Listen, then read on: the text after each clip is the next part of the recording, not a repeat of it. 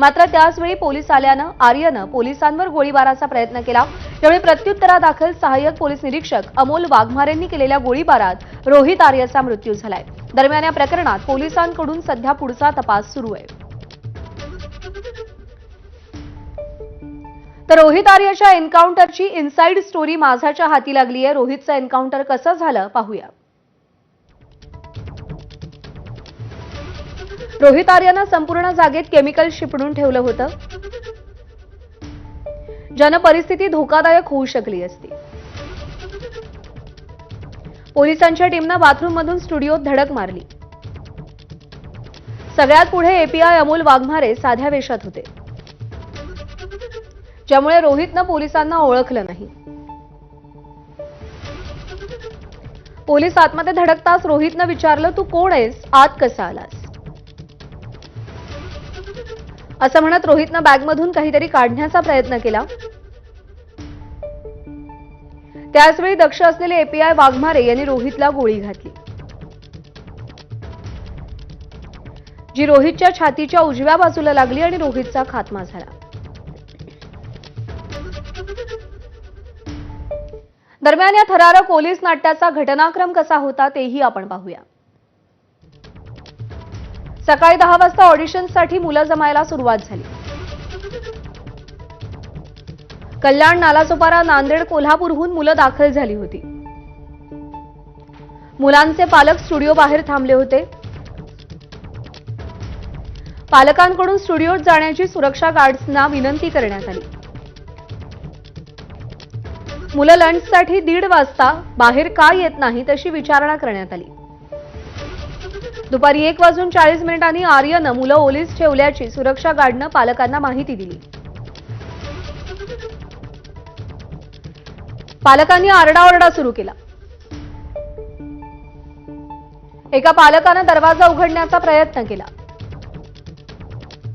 दुपारी 1:15 वाजता पवई पोलिसांना फोनवर फोन सुरू झाले। अस्वस्थ पालकांनी गोंधळ सुरूच ठेवला। दुपारी 2 वाजता पोलीस, अँब्युलन्स, अग्निशमन दलाचे जवान दाखल झाले। दुपारी 2 वाजता पोलिसांनी आर्यची समजूत घालण्याचा प्रयत्न केला, पण ते प्रयत्न व्यर्थ ठरले। पोलिसांनी बाथरूमच्या खिडकीतून स्टुडिओत प्रवेश केला। आर्यकडून एअरगनद्वारे पोलिसांवर गोळीबार करण्यात आला। पोलिसांनी प्रत्युत्तरादाखल गोळीबार केला, ज्यात आर्य जखमी झाला। दुपारी 2 वाजता पोलिसांनी आर्यला ट्रॉमा सेंटरमध्ये हलवलं। तर 5:13 संध्याकाळी एका शाळेच्या बसमधून सगळी मुलं स्टुडिओ परिसरातून रवाना झाली। संध्याकाळी 5:15 वाजता रोहित आर्यचा मृत्यू झाल्याची बातमी समोर आली।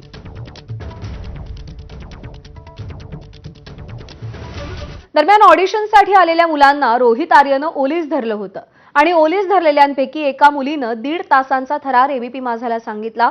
मुलांची ऑडिशन आधीच झाली होती। ट्रायल शूट आणि वर्कशॉपच्या नावाखाली मुलांना मुंबईत बोलवण्यात आलं होतं।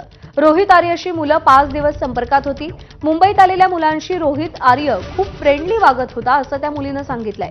प्रत्यक्ष स्टुडिओमध्ये मुलं जिथं बसली होती तिथला दरवाजा बंद ठेवला होता। तो दरवाजा थोड्या वेळाने उघडला आणि मुलांना स्टुडिओच्या वरच्या भागात जायला सांगितलं। दरवाजा बंद केल्यामुळे मुलं थोडी पॅनिक झाली होती। त्यावर सीनचं शूटिंग सुरू असल्यामुळे दरवाजा बंद केल्याचं सांगण्यात आलं। बराच वेळ दरवाजा उघडत नव्हता।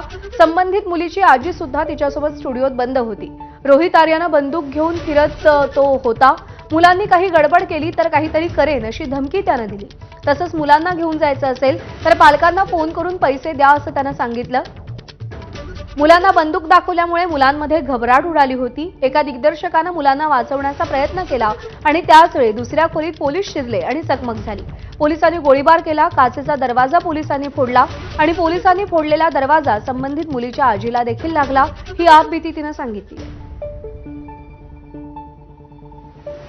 ज्या प्रकारे आपण बघितलं